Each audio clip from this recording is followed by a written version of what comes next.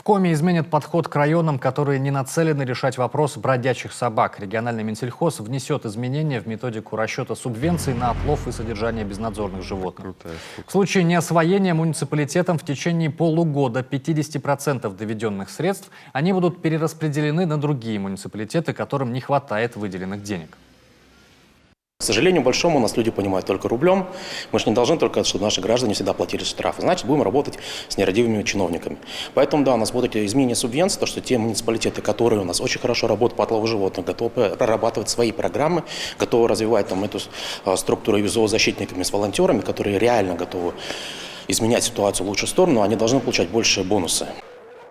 Еще один плюс инициативы – не будет дополнительных трат из бюджета региона. Правда, пока не совсем понятно, стоит ли увеличивать количество приютов в республике или необходимо заняться расширением старых.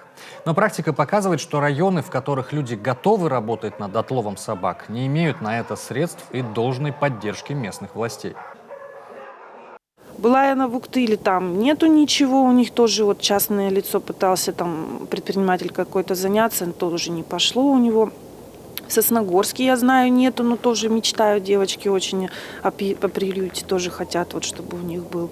А так больше пока по республике нету у меня информации, что где-то есть приюты и кто-то как-то там пытается что-то.